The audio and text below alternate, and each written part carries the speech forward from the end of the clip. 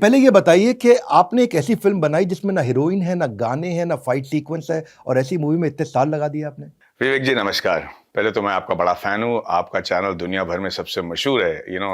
आपका channel world record hold करता है for being the largest entrepreneur channel on YouTube for entrepreneurs. आपके इतने सारे Guinness book of world records, माफ़ कीजिए मैं सही कह रहा हूँ, गिनीज वर्ल्ड रिकॉर्ड्स आपके हैं। That's right. तो ये तो आपकी अचीवमेंट की जो मतलब तारीफ जितनी की जाए उतनी कम है।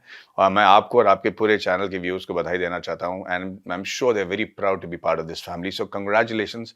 ये कमाल का अचीवमेंट है और आप जैसे लोग भी हमारे देश के इंटेलेक्चुअल कैपिटल हैं। इस फिल्म को बनाने का मेरा मकसद ही यही था कि हमारे देश की इंटेलेक्चुअल कैपिटल बढ़े और मैं उसका मतलब समझाता हूँ।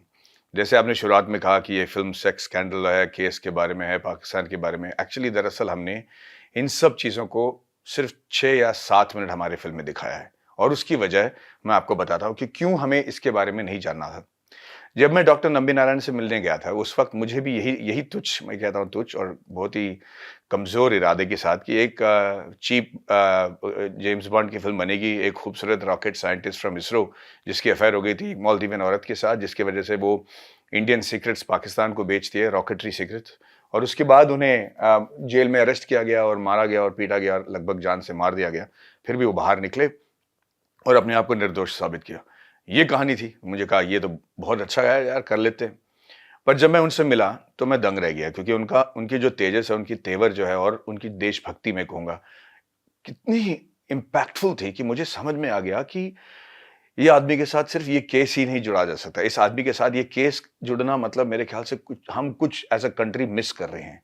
पर ये भी इतने अफ़सोस में थे, इतने गुस्से में थे, इनके होंठ फड़फड़ा रहे थे, इनकी आँखों में आँसू थे और ये कह रहे थे कि ये कैसे कह सकते हैं कि मैं एक ट्रीज़न में, या मैं एक चोर हूँ, या मैंने अपने देश को बेच दिया, मेरे देश के सीक्रेट्स को बेच दिया। और इस बात से वो बहुत प्रभावित ही थे और बहुत ही मतलब अफ़सोस जता रहे थे और मैंने कहा, "सर आप इतना इमोशनल क्यों हो रहे हो? कोर्ट ने तो कह दिया कि आप निर्दोष हैं। आपने तो अपने आप को निर्दोष प्रूव भी कर दिया, वर्डिक्ट भी आ गई है। ये 2017 की बात है।" और वो कह रहे थे, "यार तुझे पता है, मुझे पता है और कोर्ट को पता है, पर आप गूगल में जाओ, मेरा नाम डालो और देखो आता क्या है।" और बिल्कुल सही कहा उन्होंने। गूगल में जाते ही हमें पता चलता है इसरो स्पाई केस नंबी नारायणन।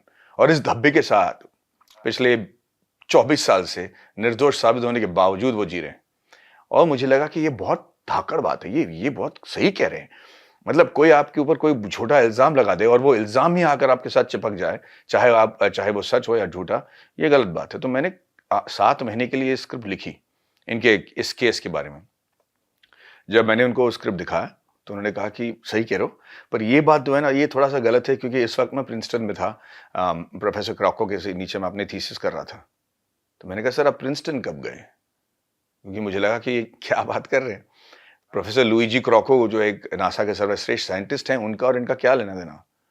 और फिर जो इन्होंने अपनी मतलब मैं मानता हूँ कि बड़े कैज़ुअली अपने अचीवमेंट्स के बारे में बात किया, जो उन्होंने हमारे देश के लिए किया है।